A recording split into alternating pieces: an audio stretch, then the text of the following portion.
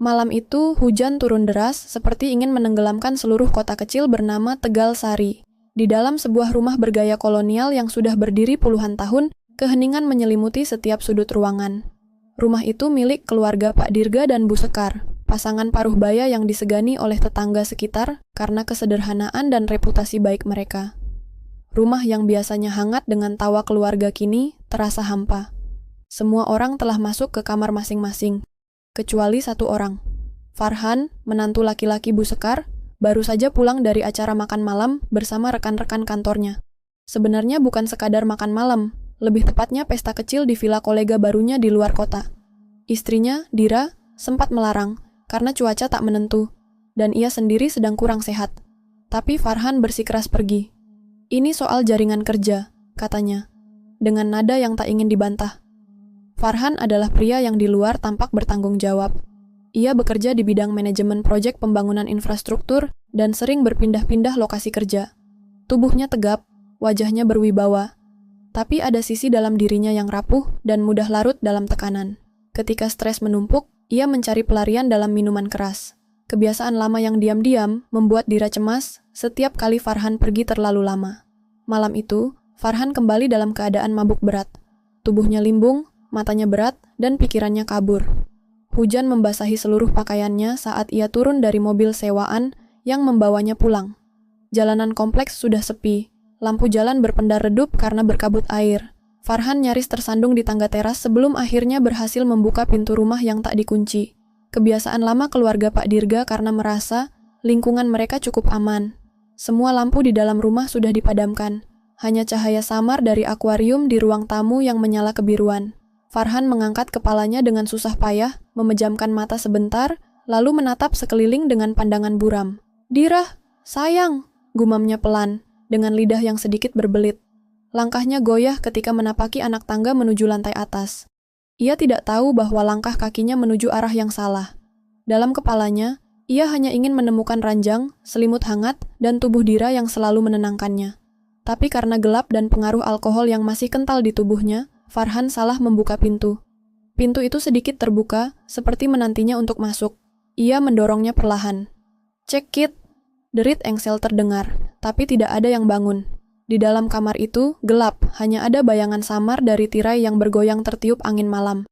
Tanpa ragu, Farhan melangkah masuk, melepas sepatu, lalu menjatuhkan tubuhnya ke atas ranjang.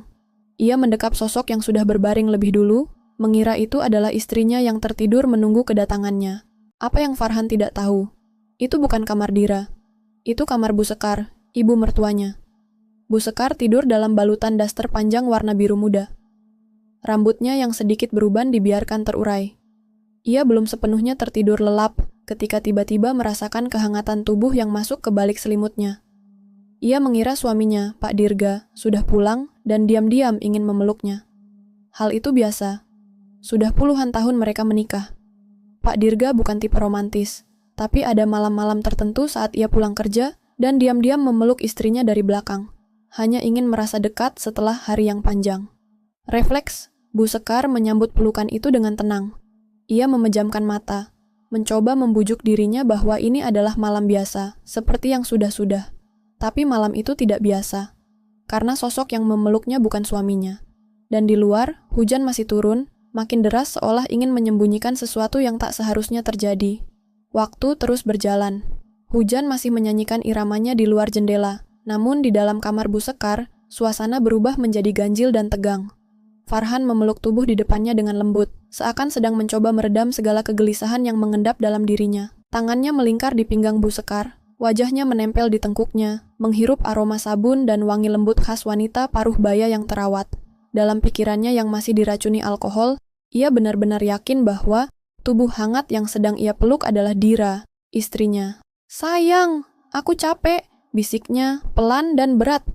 Bu Sekar diam, matanya mulai terbuka perlahan. Ada sesuatu yang terasa aneh, bukan dari ucapannya, tapi dari nada suaranya. Bukan suara Pak Dirga. Terlalu dalam, terlalu muda, dan terlalu dekat. Ia bergeming sejenak, jantungnya mulai berdetak lebih cepat, tapi pikirannya belum mampu menyusun kepingan-kepingan keganjilan itu menjadi sebuah kesadaran penuh. Farhan menempelkan bibirnya ke pundak Bu Sekar, mengecup pelan, lalu menarik napas dalam-dalam. Ia menggenggam tangannya yang dingin, mengira itu adalah bentuk kemanjaan yang biasa ia berikan pada Dira setiap kali pulang larut malam. Tangan Farhan naik, menyapu perlahan lengan dan bahu wanita di depannya, seolah mencari kenyamanan yang selama ini ia rindukan. Bu Sekar mulai merasa seluruh tubuhnya menegang. Gerakan itu bukan seperti gerakan suaminya. Terlalu mantap, terlalu asing. Dan yang paling mengusik, ada bau menyengat yang tidak biasa, alkohol tajam bercampur hujan, dan parfum pria. Pak Dirga tidak pernah memakai parfum, apalagi minum alkohol. Ia membalik tubuhnya perlahan, berusaha melihat wajah pria yang memeluknya. Tapi kamar terlalu gelap, dan matanya belum sepenuhnya bisa fokus. Ia meraba pipi pria itu dengan ragu-ragu. Saat itulah Farhan membuka matanya, menatapnya dengan pandangan sayu. Dan semuanya runtuh dalam 1 detik. Mata itu, wajah itu, bukan Pak Dirga.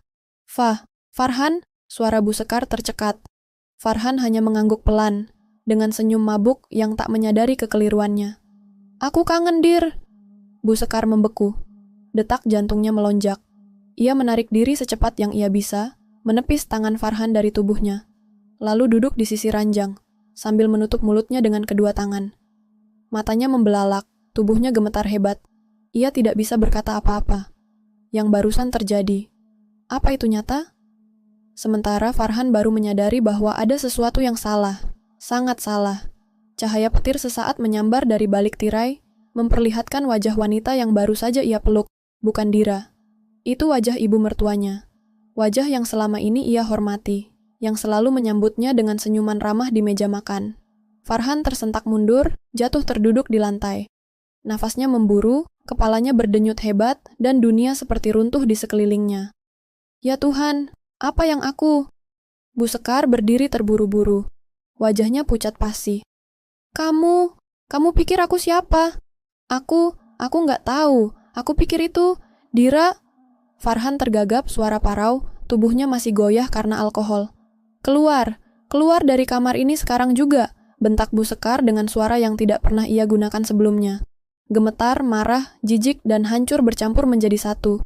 Farhan hanya bisa memaksakan dirinya berdiri, menunduk, dan menyeret kakinya keluar kamar tanpa sepatah kata pun. Ia nyaris jatuh di lorong, menabrak dinding, sebelum akhirnya menuruni tangga perlahan. Begitu pintu kamar tertutup, Bu Sekar terduduk di lantai. Tangisnya pecah. Tangis yang dalam, bukan karena sekadar malu, tapi karena syok yang tak bisa ia jelaskan. Ia tidak tahu harus menyalahkan siapa. Dirinya? Farhan? Suaminya yang terlalu sering pulang larut?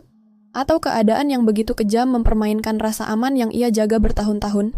Sementara itu, di luar rumah, sebuah mobil hitam berhenti di depan pagar.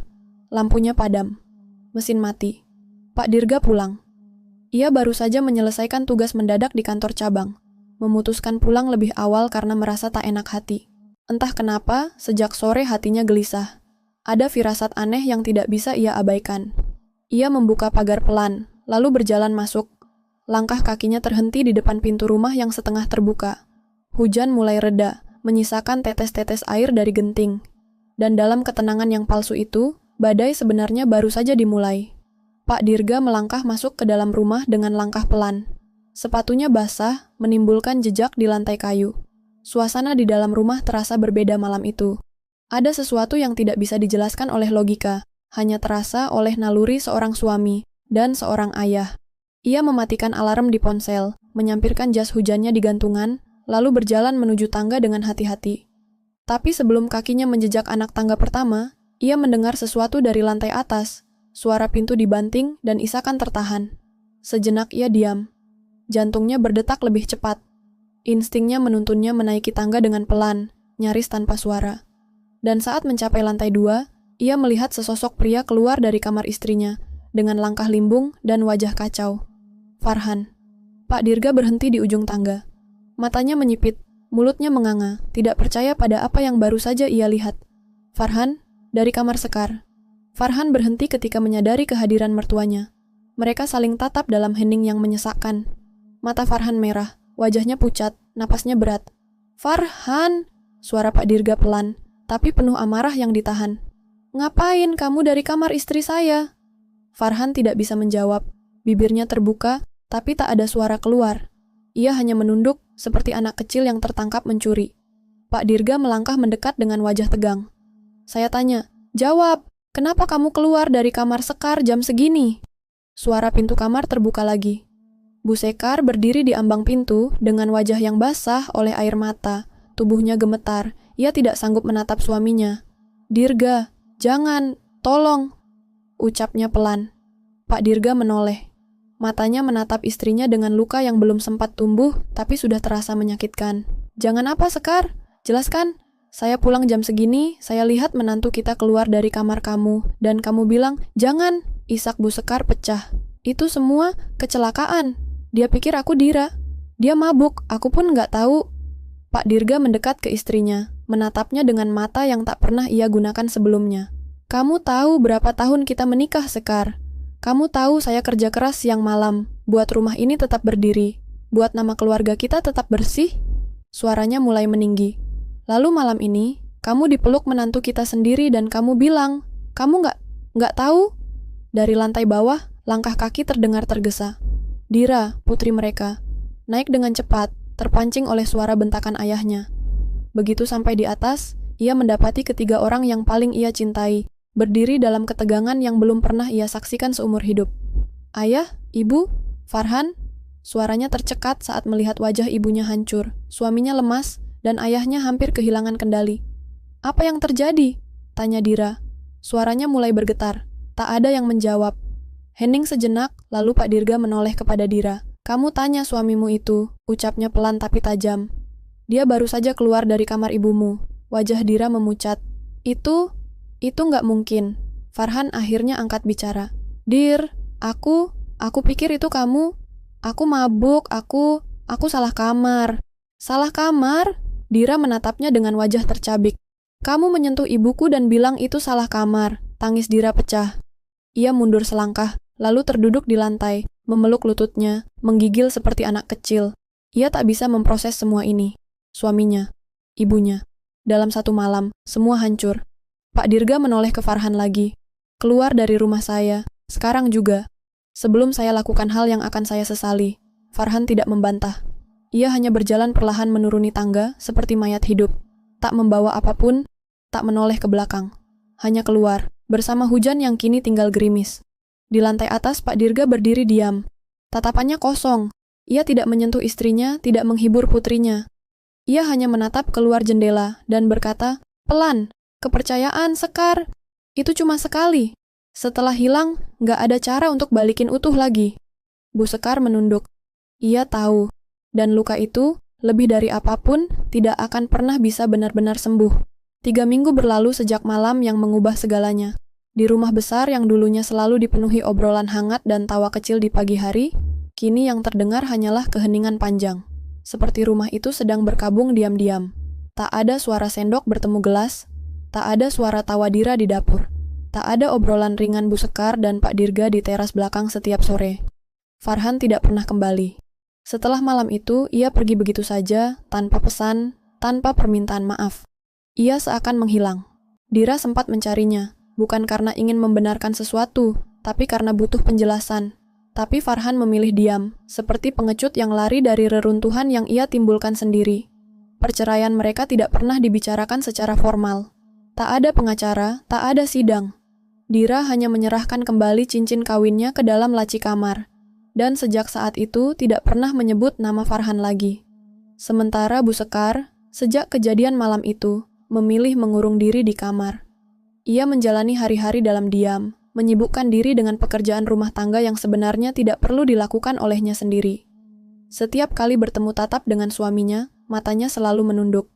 Ia tahu, meski ia tidak salah sepenuhnya, luka di mata suaminya tak pernah hilang. Pak Dirga pun berubah.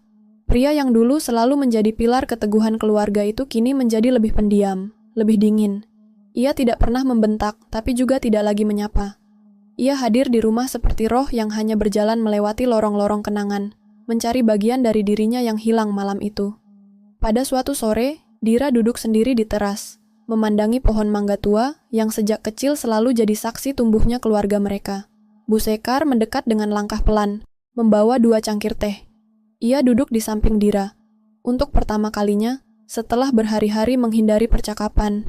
"Mama tahu kamu benci sama semuanya sekarang," ucap Bu Sekar pelan. Dira tidak menjawab, ia hanya menatap jauh ke halaman kosong. Aku nggak benci, Ma, bisiknya akhirnya. Aku cuma hancur. Tangan Bu Sekar gemetar saat meraih cangkir. Ia tahu, luka yang dirasakan putrinya jauh lebih dalam daripada miliknya sendiri. Karena Dira bukan hanya kehilangan suami, tapi juga kehilangan gambaran utuh tentang keluarganya. Aku nggak tahu harus menyalahkan siapa, Ma. Farhan jelas salah. Tapi, malam itu, kenapa Mama nggak langsung bangunin dia? Atau teriak? Bu Sekar menarik napas panjang. Mama syok, Nak. Mama pikir itu ayahmu. Gelap, Mama juga nggak langsung sadar. Suaranya serak. Tapi setelah Mama tahu, Mama merasa jijik sama diri sendiri.